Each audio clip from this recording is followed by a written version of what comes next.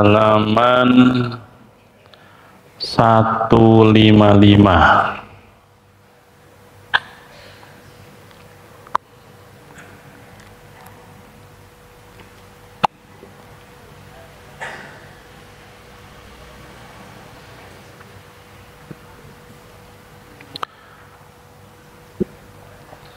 Halaman 155. Para jemaah sekalian, bismillahirrahmanirrahim. Assalamualaikum warahmatullahi wabarakatuh. Alhamdulillah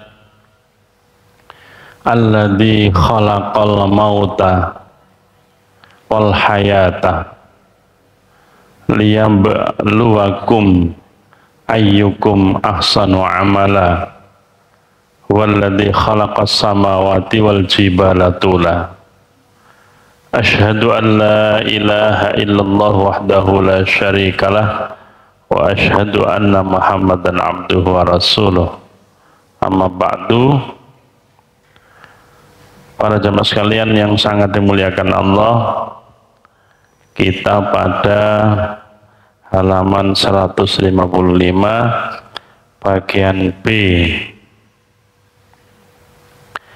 karakteristik kebudayaan dalam Islam. Di dalam syariat Islam terdapat kaidah fikih, ada kaidah fikih yang amat populer yang berbunyi al-aslu fil asya'i al-ibahat. Al-aslu fil asya' al-ibahah hatta yadulla ad-dalilu ala tahrim.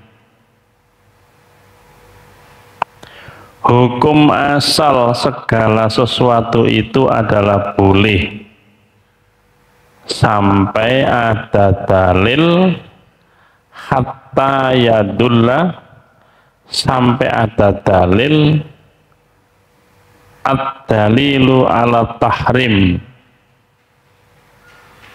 sampai ada dalil yang mengharamkan. Kaidah ini juga berlaku terhadap masalah-masalah kebudayaan. Dalam masalah kebudayaan yang merupakan karya cipta manusia, Islam memberi banyak kelonggaran, kesempatan, bahkan dorongan kepada manusia untuk berkreasi. Sebuah elemen dari kebudayaan barulah akan dilarang dalam ketentuan normatif Islam jika nanti ada dalil yang melandasi larangan tersebut. Tapi jika tidak terdapat dalil yang melarang, maka elemen kebudayaan itu, elemen kebudayaan apapun dibenarkan.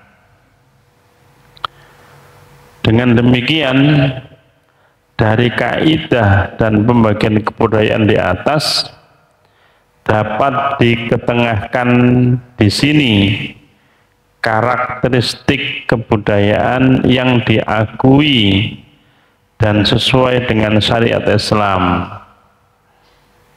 Karakteristik tersebut antara lain: A, sesuai dengan nilai-nilai Islam dan tidak bertentangan dengan Al-Quran dan As-Sunnah.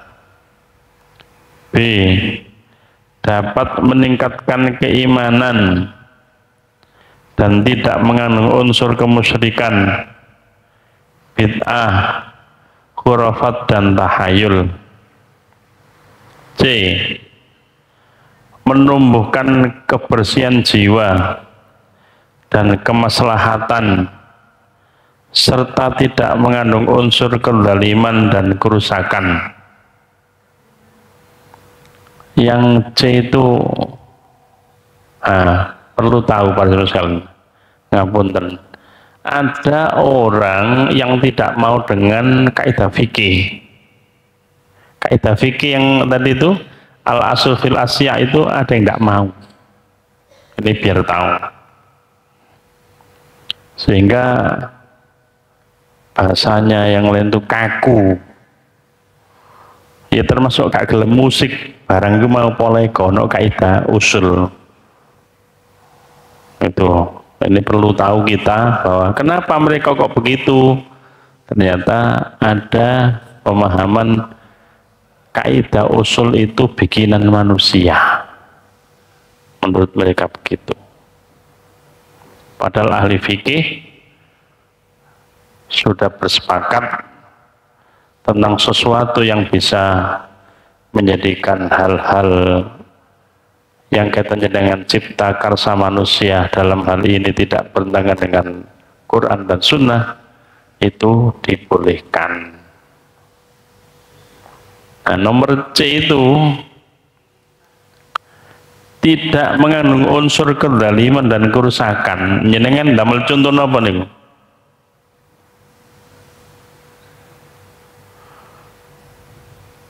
Ono budaya jalan, tapi di situ menjadi unsur kerusakan. Budaya apa? Adu jago. Ayo. Nek sampean kene gak patek akeh. Ono sing hobi, ono sing gak hobi. Tapi di tempat tertentu itu menjadi hobi. Dan bahkan dijadikan apa? Taruhan untuk judi. Diadu engko sing menang sing kalah ditotoi. Itu namanya ada unsur kezaliman, kerusakan. Demikian itu tidak ngerespon. Kita tidak merespon, artinya nggak nerima. Ada kerusakannya. Nek adu ndoro kayak nama ndoro. Jenengan nanti itu desa mau. Burung merpati itu loh.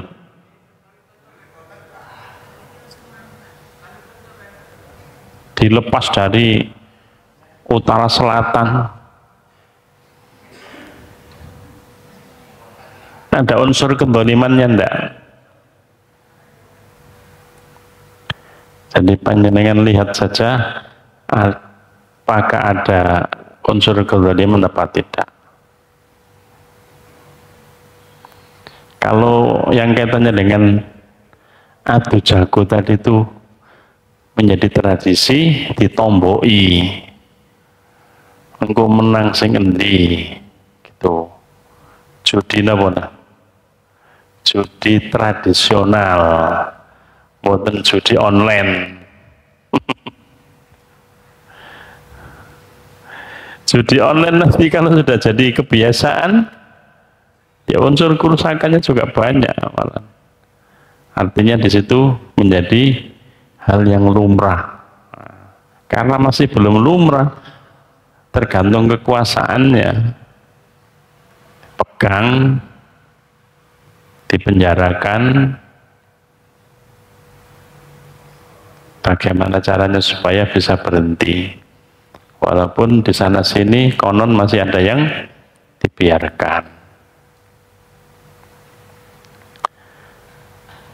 Para jemaah sekalian, yang dapat meningkatkan keimanan dan tidak mengandung unsur kesyirikan yang sudah kita bahas apa kemarin? Ayo, masih ingat? Larung laut sesajen supaya berkah laut iki engko nek wong sing nelayan iki nelayan maneh iso panen akeh, sing nunggu laut iku digekno berkat. sesajen. Nek daerah sana Pak, selatan sana sudah jadi tradisi. Nek dari daerah utara sampai Tuban, insya Allah masih bisa dikendalikan. Makanya jenengan keseiling mayoritas Muhammadiyah teko Brondong, Paciran, Weru sampai tekan kini menemui begitu itu sudah hilang. Dulu ya sama saja, sedekah laut itu tujuannya. Itu kemusyrikannya di mana?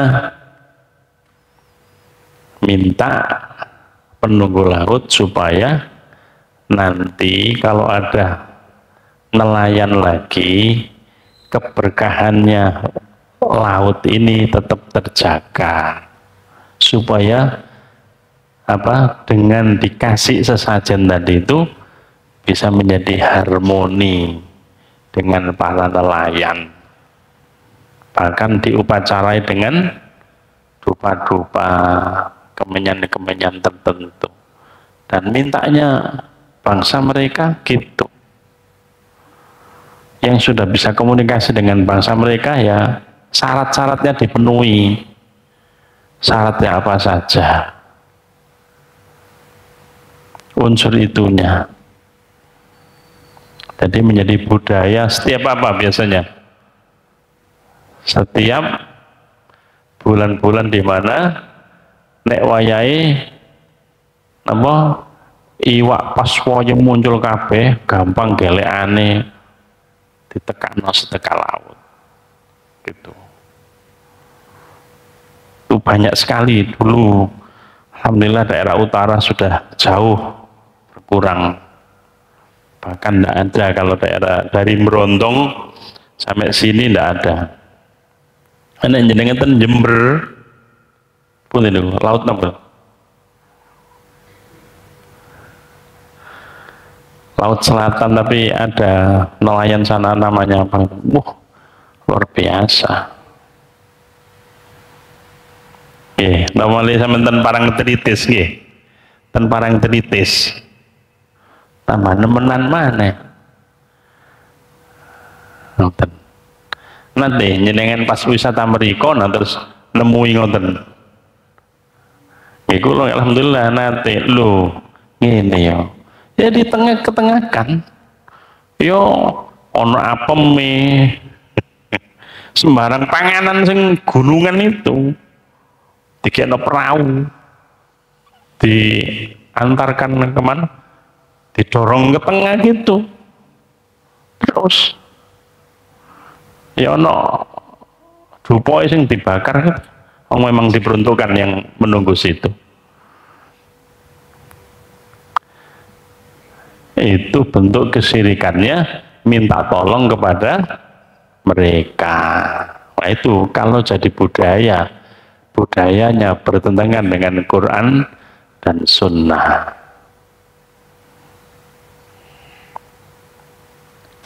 Para jemaah sekalian, bagian D, menghasilkan kebajikan dan menambahkan ingat kepada Allah serta tidak mengandung unsur maksiat dan melalaikan. Menghasilkan kebajikan dan menambah ingat kepada Allah. Budaya apa? Ayo, Maulid, Isra Mi'raj. Jenengan ae sing adik kok gono peringatan nang masjid iki ne yo. Nang Masjid Khalil kok gono Isra Mi'raj. Jenengan ae sing salah. Jenengan iku Musa, napa Musa ne? Jenengan iku Musa, napa Musa? Ketularan jenengan. Jadi Pak Roni, Musa Muhammadiyah Salafi. Oh, Isra Mi'raj itu kalau budaya itu Bung Karno saat itu minta fatwa kepada ulama-ulama supaya umat Islam punya budaya ini apa? Diusulkan Isra dan Mi'raj. Nek sampean gak gawe peristiwa iku mengandalkan sekolah anak-anak sampean kajian tentang subhanalladzi asra bi 'abdihi lailam minal masjidil haram ilal masjidil aqsa alladzi barakna haulahu linuriyahu min ayatina innahu was-samiul basir. Anak-anak sampean gak kenal Nabi nok Mekah iki, nok Masjidil Haram niku cagak sing endi Nabi berangkat niku. Ayo. Kenangan sejarah masa lalu Nabi pernah Isra Mi'raj semalam. Nek gak didakwakan, iki ayat, iki hadise, peristiwa apa kok terjadi begitu? Kenapa Nabi kok begitu?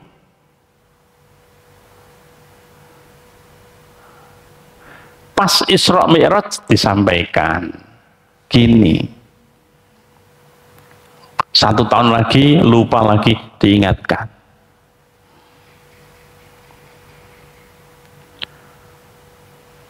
Oh, Nabi itu habis ditinggal mati Ibunda Khadijah. Oh, Nabi itu setelah habis Ibunda Khadijah ditinggal mati paman yang tercinta, disebut Amul Husni, tahun-tahun kesedihan. Nabi dihibur sama Allah, di Isra Mi'rajkan. Oh, peristiwa itu nanti ada namanya kewajiban sholat 5 waktu. Ayo.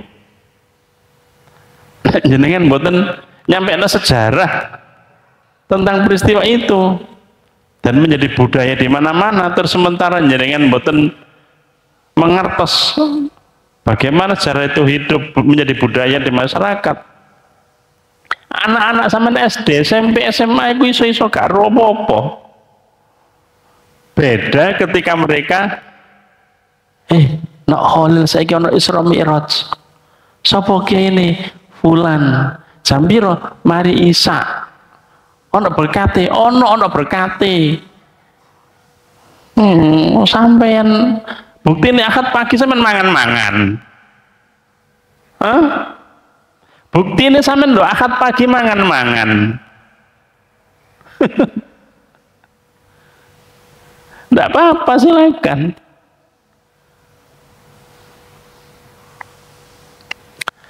Dalam rangka Isra Mi'raj menghadirkan pembicara dari Surabaya malam hari, pas hari apa? Pas libur tanggal merah. Oh no, berarti weruh arek cilik-cilikku diiling-iling kapan Isra Mi'raj ya? Kapan Isra Mi'raj ya? Oh no. Maulid Nabi yang ngono. Jenengan damel budaya Maulid Nabi mboten jenengan? Mboten. Napa niku? Nabi lahir tahun gajah. Peristiwanya Nabi lahir itu bagaimana? Terus Nabi ditinggal wafat ibunya itu tahun usia berapa? Sejarah-sejarah gitu tuh perlu tahu dari generasi ke generasi. Engko ujung-ujungnya apa? Ayo gelek syafaat Kanjeng Nabi. Caranya oleh syafaat Kanjeng Nabi apa? Taat nang Allah, duwe iman sing kuat. Engko Kanjeng Nabi ngekek syafaat. Lho ngono. Wong memperingati gak masalah. Tablek tarjih niku memperbolehkan. Nek jenengan megangi tarjih memperbolehkan. Pundi tak mirip Pak Roni kayak poyo.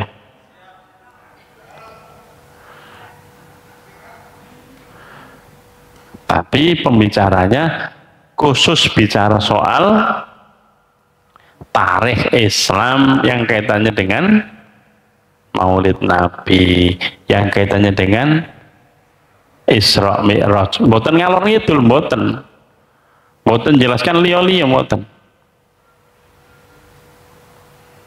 Ngoten carane. Ngoten. Itu namanya budaya Islam dan tidak bertentangan dengan Al-Quran dan As-Sunnah. Nek jenengan mboten akeh budaya Islami, engko beragama iki kering. Napa kering niku? Kering niku napa? Kok sawangane rek mantu yo musik-musik dibatesi. Maneh. Iki nok masjid kok kayak napa? Nek jenengan memahami pujian-pujian iki napa? Kenapa kok Muhammadiyah membuat hukum makruh?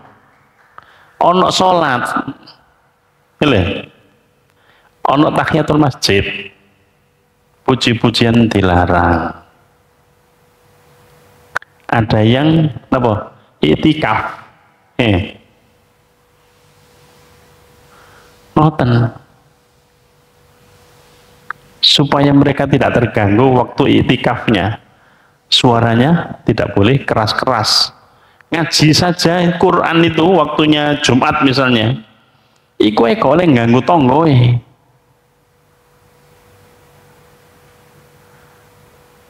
Surat Al-Kahfi dina Jumat. 1 jam kurang adzan Jumat kurang 1 jam. Terus orang sing baca surat Al-Kahfi dengan suara keras itu aja dilarang. Kenapa? Ganggu sing itikaf ki mau, sing zikir ki mau, sing maca sholawat ki mau. Allahumma sholli ala Muhammad, Allahumma sholli ala Muhammad dengan suara dirinya dan hanya Allah yang tahu. Itu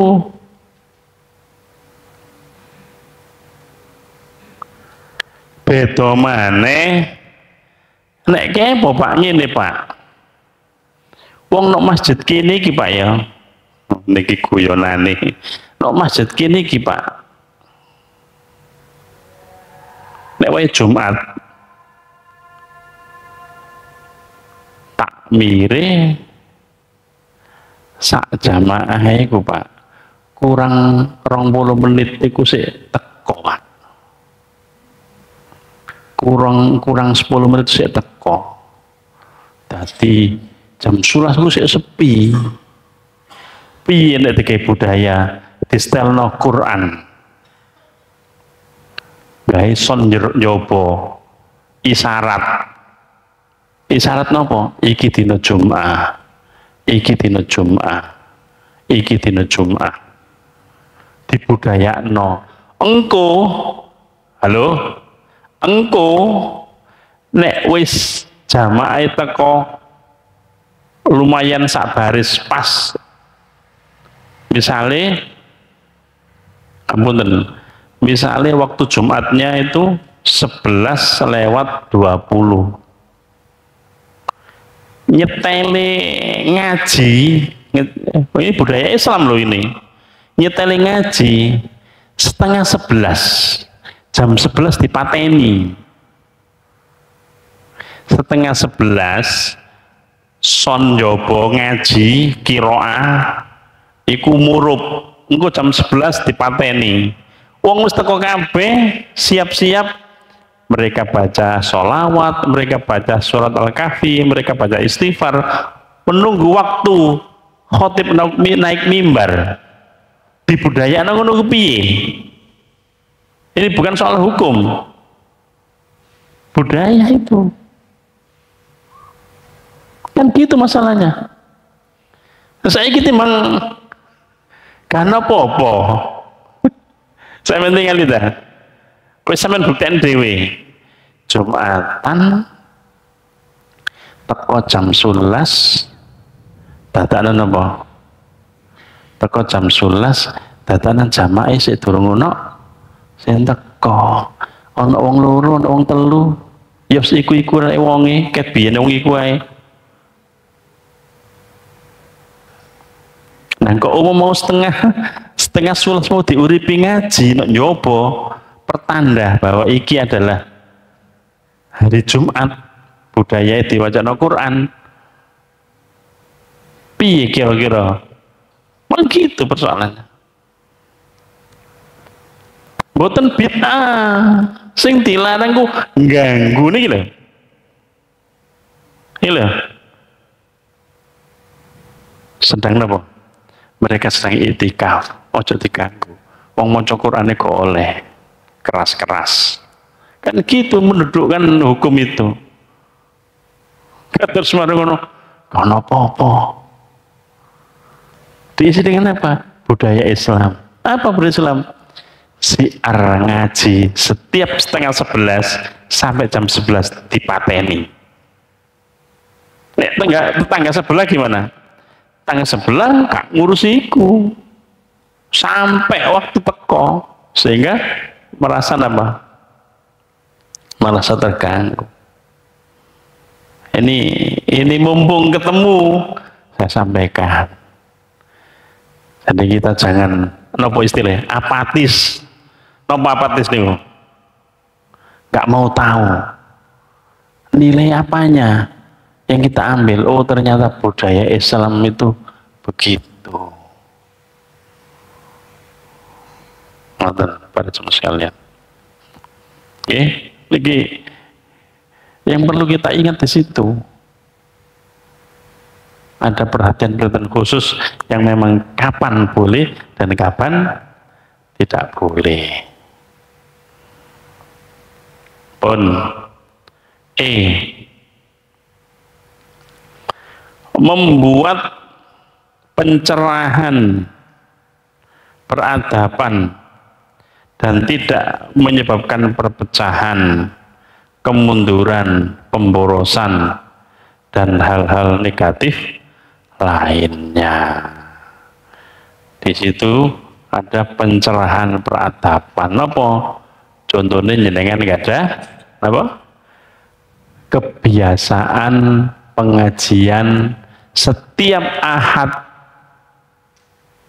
keempat nih. Jamaah yang berdutak tekon dindi itu kebiasaan diramu terus kebiasaan. Itu namanya jadi budaya nanti. Nonton. Jadi terus berlanjut, orang akhirnya kalau misalnya tidak ada yang bertanya, kok dongaren, kok ono pengajian, nah itu berarti ada yang salah karena jadi kebiasaan. Gitu Bapak sekalian. Yang C, ini malah menarik lagi kalau C ini, karena bicara soal patung. Pandangan Islam mengenai kesenian. Pandangan Islam terhadap kesenian tidak berbeda dengan pandangannya terhadap kebudayaan Islam. Tidak berbeda dengan pandangannya terhadap kebudayaan. Ini karena sebagaimana disebutkan di atas, kesenian itu adalah bagian dari kebudayaan yang merupakan hasil karya budi dan daya cipta manusia. Kesenian merupakan ekspresi jiwa manusia yang mengandung dan mengungkapkan keindahan.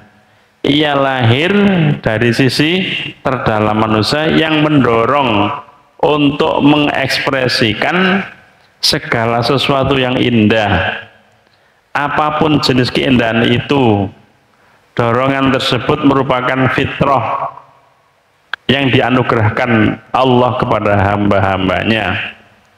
Dengan demikian merupakan suatu hal yang mustahil jika Allah yang menganugerahkan kepada manusia potensi untuk menikmati dan mengekspresikan keindahan, kemudian dia melarangnya. Bukankah Islam adalah agama fitrah?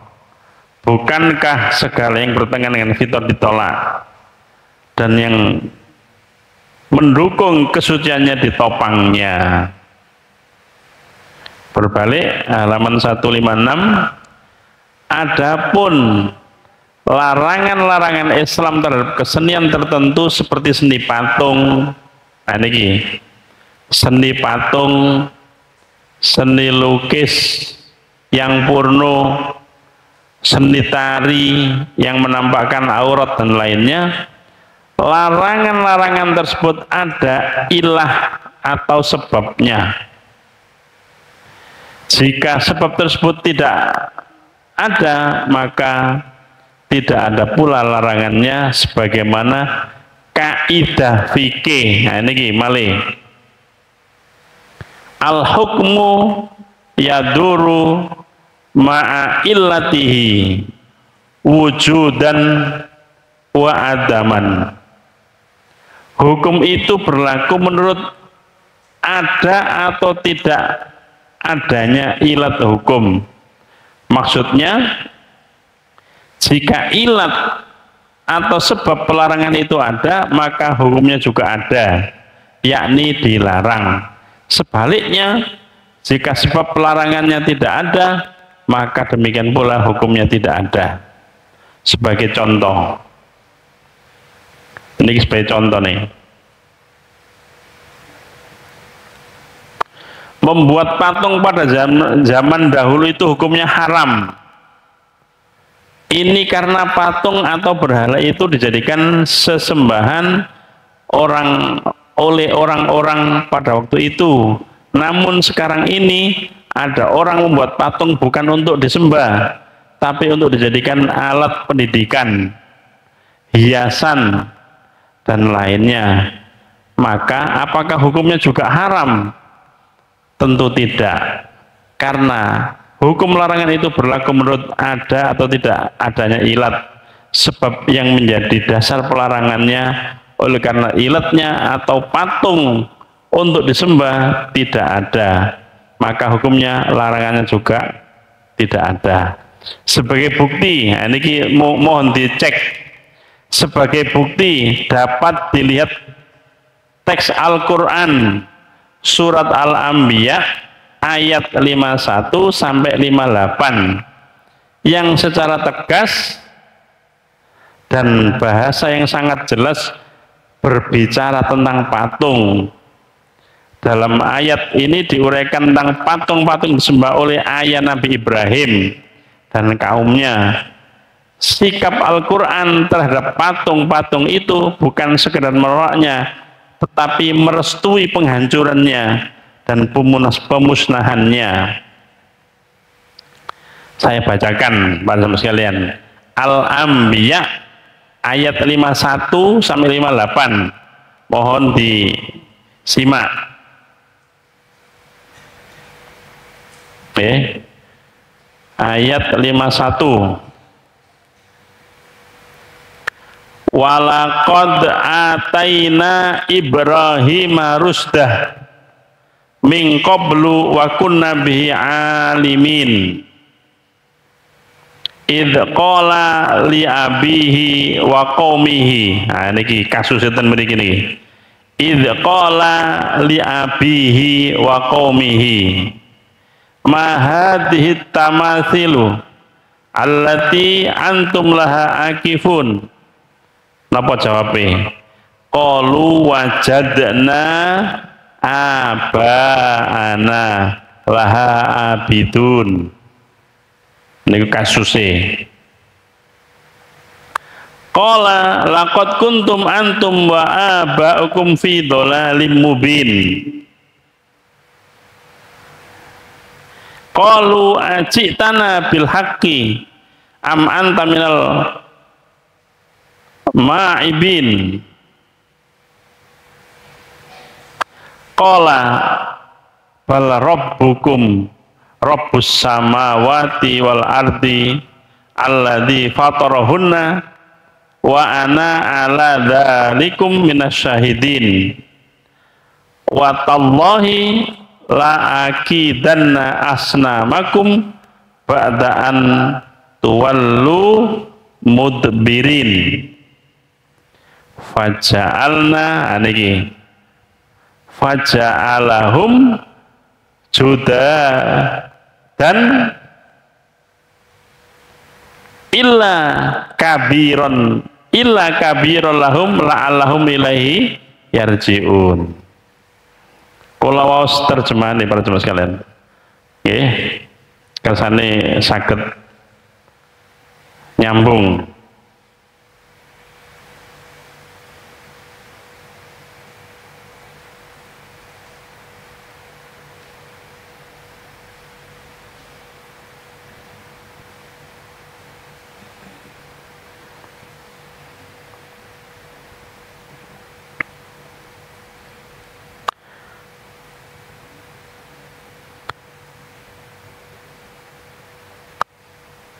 Al-Anbiya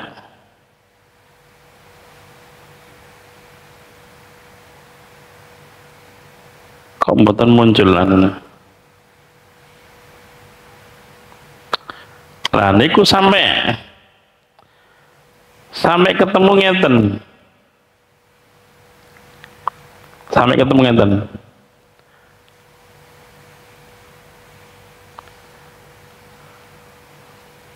qalu harriku wansuru alihatakum in kuntum fa'ilin.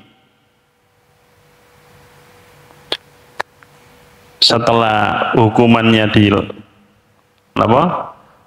dilakukan, Allah nyukani pertolongan, kul ya narukuni bardan wa salaman ala Ibrahim. Waktu ten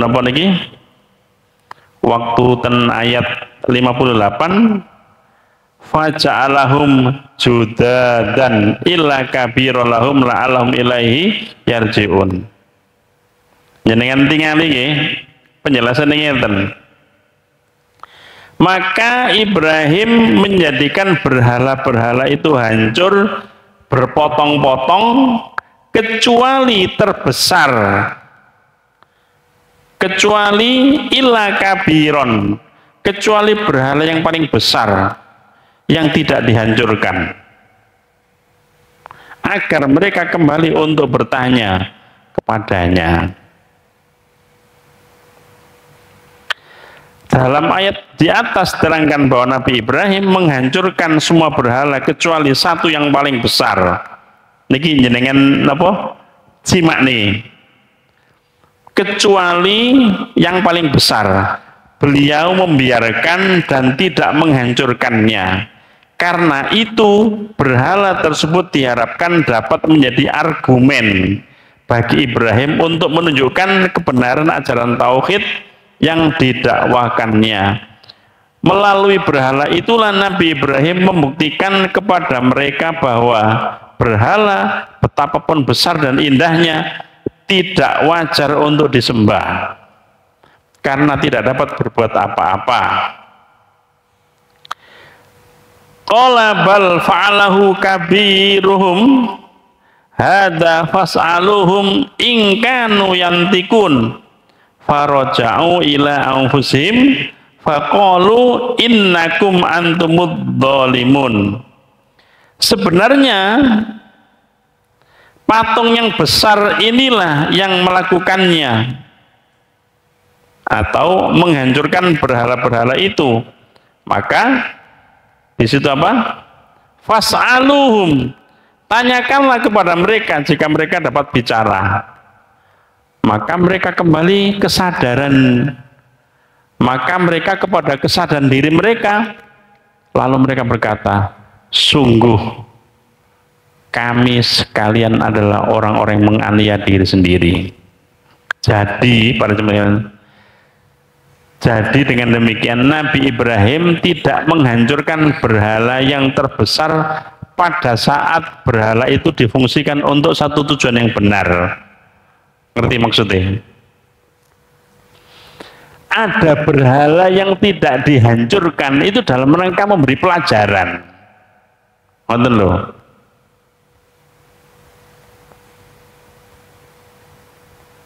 Berhala yang banyak itu dihancurkan, satu yang tidak dihancurkan. Dalam rangka apa? Memberi pelajaran. Apa maksudnya secara umum? Maksudnya ada ilah yang menjadikan berhala itu harus dihancurkan dan dipelihara. Ini metode menjelaskan kepada halayak. Oh, ternyata sing dihancurkan itu disembah. Nah, saiki oh, ilmu biologi jurusan kedokteran ono patung didelok napa ya? Oh, sadurunge napa niku? Sadurunge tuku jenazah. Kedokteran itu kan harus beli jenazah. Sadurunge tuku jenazah, mempelajari patung dulu. Oh, sisi-sisinya begini, dijelaskan semuanya. Setelah itu praktikum sungguhan, baru jenazah. Kapan patung itu jadi pelajaran, kapan patung itu jadi sesembahan, harus ngerti. Itu namanya pakai metode usul fikih.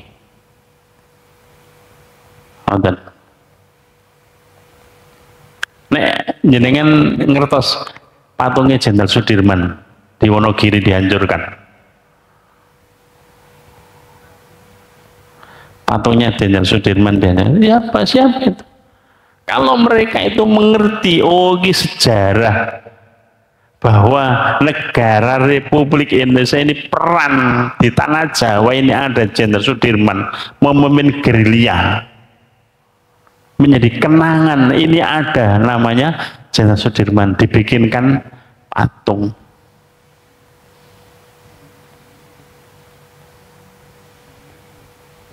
Engkau anak turun temurun terus ingin terkena. Nah, kemarin itu beberapa minggu yang lalu itu dihancurkan sama orang yang tidak bertanggung jawab, sing ingin apa, menghilangkan sejarah Indonesia. Kan di situ sisi-sisi terang dan gelapnya.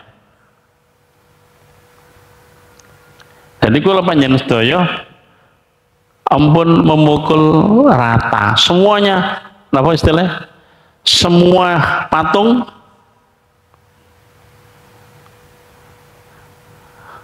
jenengan ngertos tiang sing pekerjaane Maisa mencari rezekinya buat patung. Ayo, patung burung, patung gajah. Ono wong sing punya kecerdasan emosionalnya, Allah beri anugerah, dia bisa melukis sehingga rezekinya itu lewat melukis dengan membuat ini dan ini, patung ini, patung itu untuk keindahan. Ada itu. Nah, diharamkan gimana? Kecuali orang itu bikin untuk disembah. Makanya perlunya ngaji itu di situ.